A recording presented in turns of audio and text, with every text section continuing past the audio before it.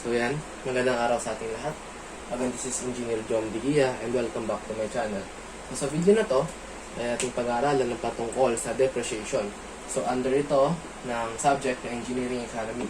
So alam naman natin na in terms of Engineering Economy, ang ating pinag-aaralan dito ay patungkol ito sa pera na involved under engineering aspects, na kung saan maaari natin magamit ito for the future para sa ating field na engineering, makatipid tayo sa mga gastusin at the same time ma-calculate natin yung tamang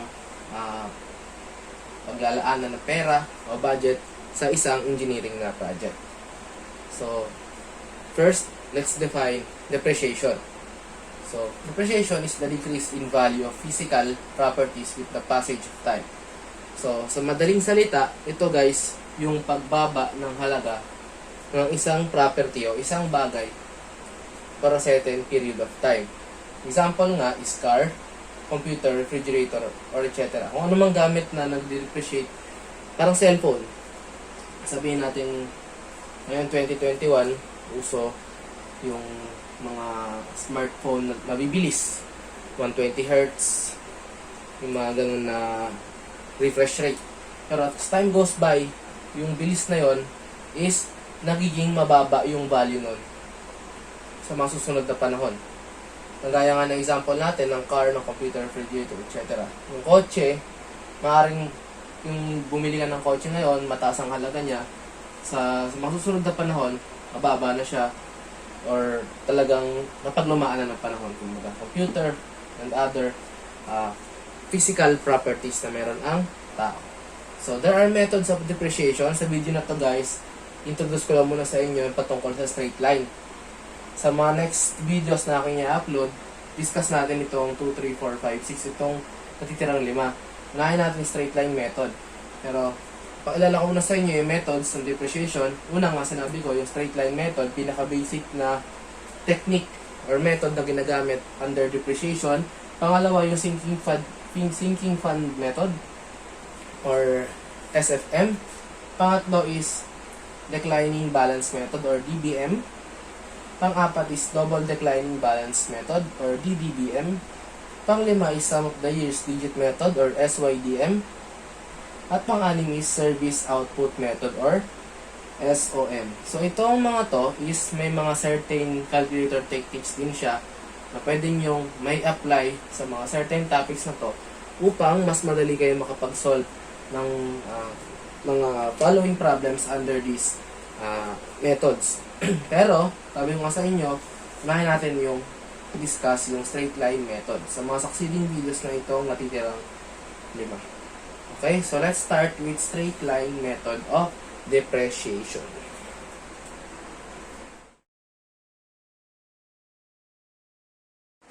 So the first method of depreciation is straight line method or SLM.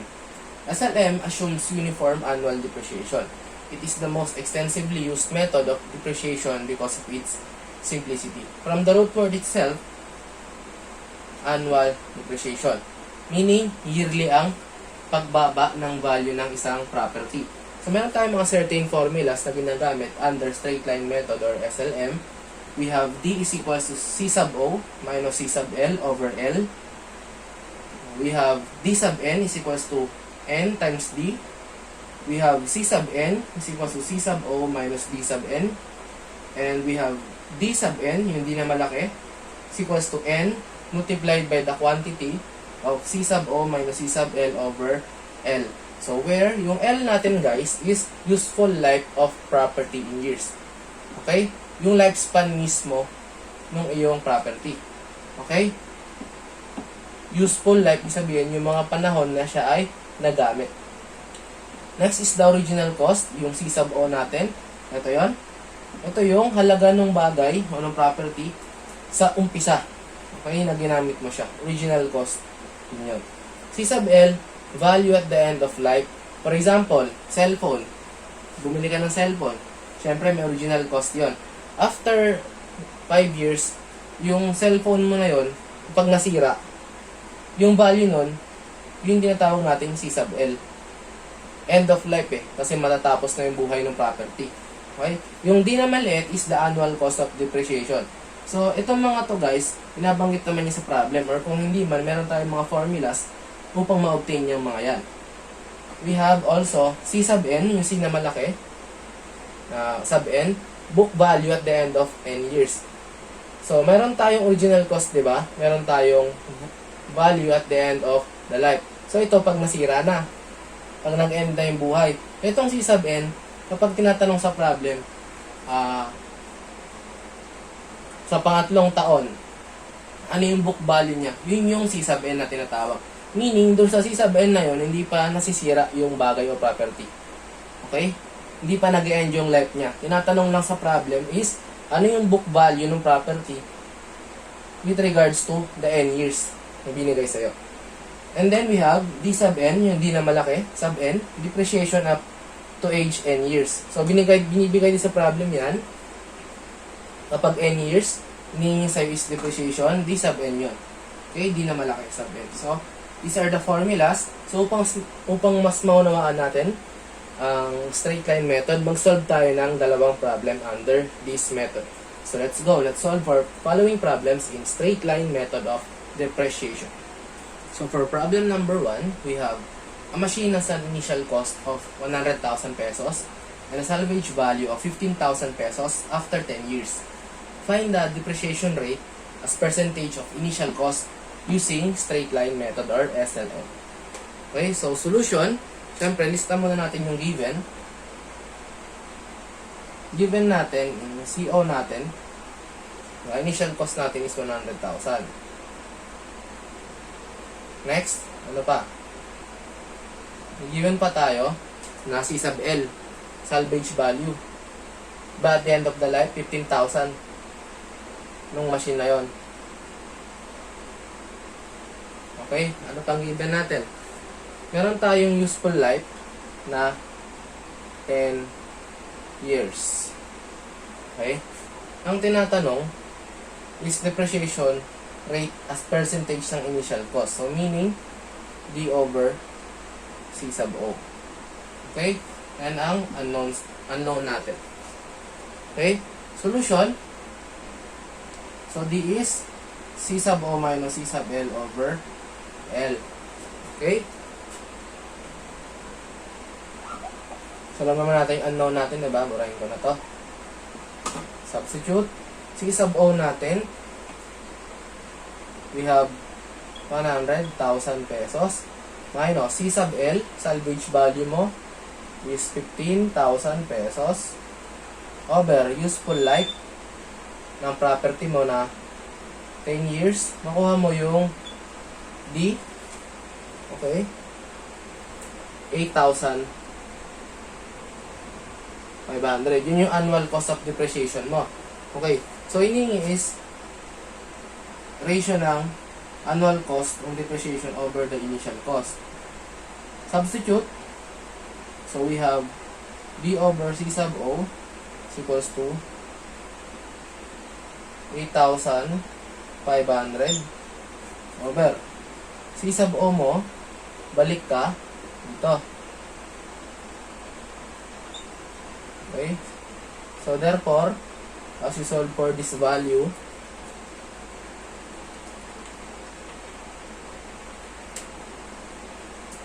meron kang 0.085. Okay? Or 8.5%. Okay? Yun ang ating sagot for our problem number 1. So, ganun lang kasimple ang straight line method. Solve ba tayo ng last problem natin under this method? Ganda ako tayo sa problem number 2.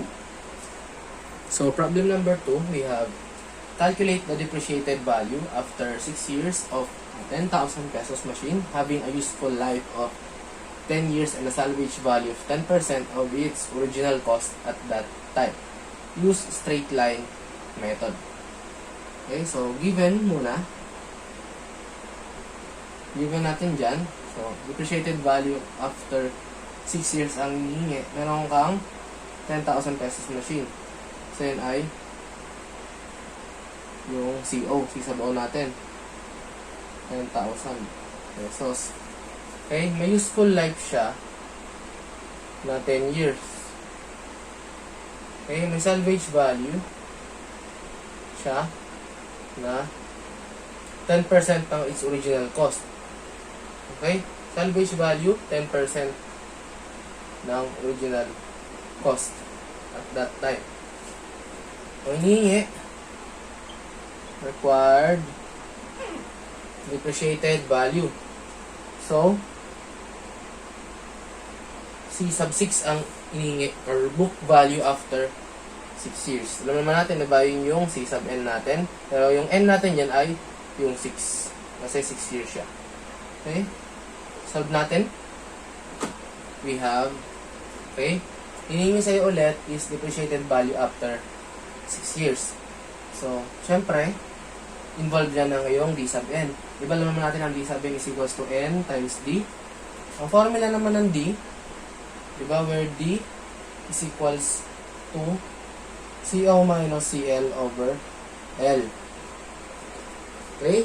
Kaya una mo kukunin yung D sub N. Yan.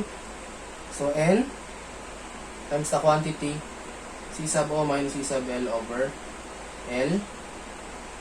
And then, yung N mo is 6. Tapos, substitute mo yung values na given. Neglect ko muna yung peso sign. 10,000 pesos minus C sub L. 10%. So, 0.1 ng 10,000. Okay? Over 10. So, makukuha mo ngayon yung D sub N. Solve natin. Ang D sub N mo is 5,100 pesos. So, itong D sub N mo, okay, ito nakuha mo na siya. Ang next mong gagawin, C sub 6. Para makuha ang C sub 6, alam naman natin, di ba yung CN natin yon? CO minus D sub N. So, C sub 6, yan, yung CO natin is 10,000 pesos minus D sub N mo na 5,400 pesos.